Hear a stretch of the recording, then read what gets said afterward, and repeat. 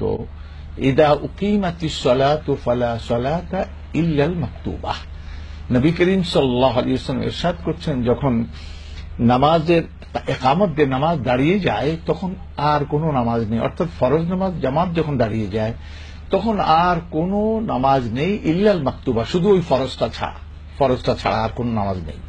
তাহলে ফজরের সুন্নতে আমাদের দেশের লোকেরা পড়ে, এটা একবারে গালাত এবং গুনাহের কাজ হবে, শক্ত গুনাহ। নবী সাল্লাল্লাহু আলাইহি ওয়াসাল্লাম এই শিক্ষার সম্পূর্ণ বিপরীত। কোন মৌলবীরা এটা বলছেন আর এটার উপর চক্ষু বন্ধ করে আমরা চলতেছি। আর একটা প্রশ্ন আছে, ফজরের একামতের সময় সুন্নত পাওয়া যায় কিনা? সুবহানাল্লাহ, আজকে কঠিন প্রশ্ন কিন্তু আসছে মাশাআল্লাহ। সময় তো একজন ভাই প্রশ্ন করেছেন যে একজন মুসল্লি উনি ফজরের নামাজে গেলেন, যাওয়ার পরে দেখলেন যে ফজরের ইকামত হয়ে যাচ্ছে, জামাত শুরু হয়ে যাবে, এখন কি উনি ফজরের সুন্নত পড়বেন না জামাতে শামিল হয়ে যাবেন? সময় তো দর্শক এই ব্যাপারে মাসলা হলো যে আপনি 5টি নামাজের মধ্য থেকে 4টি নামাজ, জোহর, আসর, মাগরিব, ইশা, মাগরিবের আগে যেহেতু কোনো সুন্নত নাই, এর জন্য জোহর, আসর আর ইশার আগে আপনি মসজিদে গেছেন আর গিয়ে দেখছেন যে ইকামত হয়ে যাচ্ছে, এখন জামাত দাঁড়িয়ে যাবে, তখন আপনি কোনো সুন্নত পড়বেন না, তাহিয়াতুল মসজিদও পড়বেন না, আপনি ডাইরেক্ট জামাতে আপনি শামিল হয়ে যাবেন। এটাই আল্লাহ রাসূল সাল্লাল্লাহু আলাইহি ওয়াসাল্লামের শিক্ষা। কিন্তু ব্যতিক্রম হলো শুধু ফজরের সুন্নত, যে আপনি মসজিদে ঢুকছেন, ঢুকার পরে দেখছেন যে ফজরের ইকামত হয়ে যাচ্ছে, তখন আপনি ফজরের সুন্নত আপনার ব্যাপারে রায় হলো যে আপনি ফজরের সুন্নত মসজিদের বাহির কোথাও এমন জায়গায় যেটা সফ থেকে দূর থাকবে সেখানে আপনি ফজরের সুন্নত পড়ে, যদি আপনার এটা আশা থাকে যে ইমাম সাহেব আপনি প্রথম রাকাতে পেয়ে যাবেন অথবা ইমাম সাহেবকে 2 নম্বর রাকাতেও আপনি পেয়ে যাবেন, তাহলেও আপনি ফজরের সুন্নত পড়ে আপনি জামাতে শরীক হবেন। এখন প্রশ্ন জাগায় যে এর দলিল কি?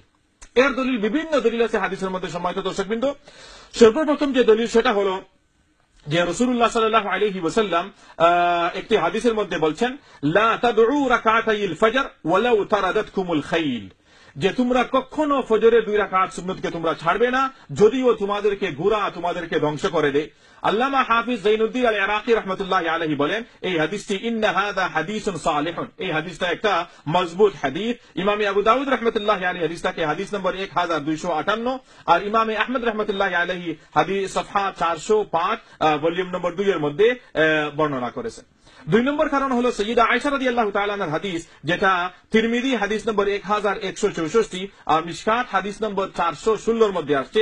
আল্লাহ রাসূল সাল্লাল্লাহু আলাইহি ওয়াসাল্লাম বলতেছেন, রাকাতাল ফজরি খায়রুম মিনাদ দুনিয়া ওয়া মা ফিহা, যে ফজরের 2 রাকাত সুন্নাত দুনিয়া আর দুনিয়ার ভিতরে যে সমস্ত সম্পদ আছে তার চাইতেও বেশি আল্লাহ পাক রব্বুল আলামিনের কাছে গ্রহণযোগ্য, এর জন্য ফজরের সুন্নাত ছাড়বে না।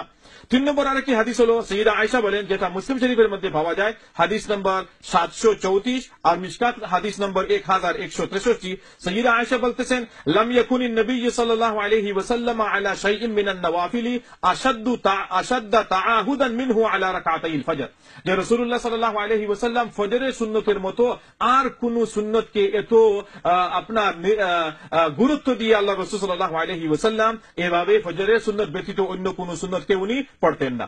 এই হাদিসটি মুসলিম শরীফের মধ্যে পাওয়া যায়। আরেকটি হাদিস হলো সাইয়্যিদুনা রাসূলুল্লাহ সাল্লাল্লাহু আলাইহি ওয়াসাল্লাম সম্পর্কে বলা হচ্ছে সুনানে ইবনে মাজাহ হাদিস নম্বর 1147, কানা নবী সাল্লাল্লাহু আলাইহি ওয়াসাল্লাম ইউসাল্লি আর রাকাতাইন ইনদাল ইকামা, যে স্বয়ং রাসূলুল্লাহ সাল্লাল্লাহু আলাইহি ওয়াসাল্লাম ফজরের 2 রাকাত সুন্নাত ইকামত অবস্থায় আল্লাহ রাসূল সাল্লাল্লাহু আলাইহি ওয়াসাল্লাম পড়তেন। এই হাদিসটি পরিষ্কার, মুহাদ্দিসিনে কেরামের পরিভাষায় এই হাদিসটি হাসান আর সুনানে ইবনে মাজাহ 1147 এর মধ্যে আসছে। আরেকটা দলিল হলো সাইয়্যিদুনা রাসূলুল্লাহ সাল্লাল্লাহু আলাইহি ওয়াসাল্লাম বলতেছেন, সাহাবী বলতেছেন, খারাজান নবী সাল্লাল্লাহু আলাইহি ওয়াসাল্লাম হিনা উকিমাতিস সালাহ ফারাআ নাসান ইউসাল্লুনা বিল আজিলা ফাকালা আসসালাতান মা'আন ফানাহা আন তুসাল্লিয়া ফিল মসজিদ ইযা উকিমাতিস সালাহ। সহিহ ইবনে খুযাইমা হাদিস নম্বর 1126, যে রাসূলুল্লাহ সাল্লাল্লাহু আলাইহি ওয়াসাল্লাম বাহির হলেন, তখন দেখলেন সাহাবায়ে কেরাম জলদি জলদি ফজরের সুন্নত পড়তেছেন, তখন আল্লাহ রাসূল সাল্লাল্লাহু আলাইহি ওয়াসাল্লাম বললেন কি তোমরা 2টা নামাজ একসাথে পড়বে, সুন্নতও পড়বে ফরজও পড়বে। এরপরে আল্লাহ রাসূল সাল্লাল্লাহু আলাইহি ওয়াসাল্লাম সাহাবায়ে কেরামদেরকে বারণ করলেন যে যখন জামাত খাড়া হয় তখন তোমরা জামাত পড়বে, সুন্নত পড়বে না। ইযা উকিমাতিস সালাহ ফানুহিয়া আন তুসাল্লিয়া ফিল মসজিদ ইযা উকিমাতিস সালাহ, আল্লাহ রাসূল বললেন ফজরের সুন্নতের ব্যাপারে যে ফজরের সুন্নত যদি জামাত খাড়া হয়ে যায় তাহলে তোমরা মসজিদের বাহিরে পড়বে, সফের মধ্যে দাঁড়িয়ে একসাথে ফজরের সুন্নত তোমরা পড়বে না, কেননা তখন ইমাম সাহেবের সাথে ইখতিলাফ হয়ে যাবে। ইমাম সাহেব কিরাত পড়তেছেন, আপনি রুকু সিজদা করতেছেন, এজন্য আল্লাহ রাসূল সাল্লাল্লাহু আলাইহি ওয়াসাল্লাম বলতেছেন যে মসজিদের বাইরে কোথাও পড়ে এসে তারপরে ফজরের জামাতে শামিল হবে।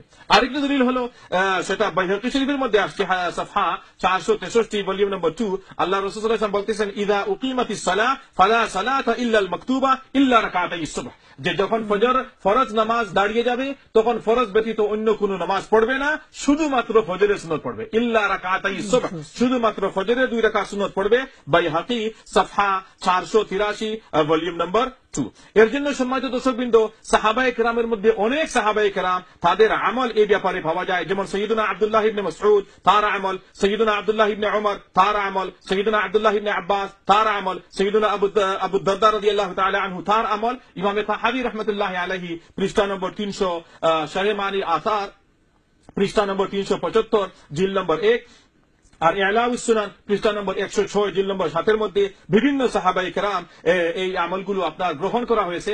এর মধ্যে বিশেষভাবে হলেন সৈয়দনা আব্দুল্লাহ ইবনে মাসউদ, আব্দুল্লাহ ইবনে ওমর আর আব্দুল্লাহ ইবনে আব্বাস, যাদেরকে আবাদিলায়ে সালাতা বলা হয়। তিনজন আব্দুল্লাহ সাহাবায়ে কেরামের মধ্যে খুব বেশি গুরুত্বপূর্ণ, আব্দুল্লাহ ইবনে মাসউদ, আব্দুল্লাহ ইবনে আব্বাস আর আব্দুল্লাহ ইবনে ওমর। তারা যদি কোনো মাসলাত একত্রিত হয়ে যান তাহলে ওই মাসলাটা খুব বেশি গুরুত্বপূর্ণ হয়ে যায়। আর তাদের আমল হলো যে তারা ফজরের সুন্নত আপনার পড়তেন এই ইকামত চলা অবস্থা, এরপরে আপনার যাইয়া তারা ফজরের ফরজের মধ্যে তারা শামিল হইতেন।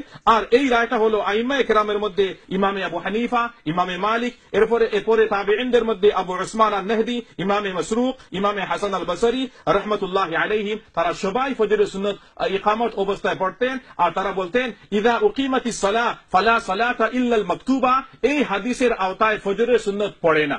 অথবা এর ব্যাখ্যা হলো, ইযা উকিমাতিস সালাহ ফালা সালাতা ইল্লাল মাকতুবার ব্যাখ্যা হলো যে ফজরের সুন্নত পড়া হবে সফের মধ্যে দাঁড়িয়ে না, মসজিদের পিছনে একাএকি নির্জনে সেটা পড়া হবে। কেননা ফজরের সুন্নত সমস্ত সুন্নতের মধ্যে গুরুত্বপূর্ণ।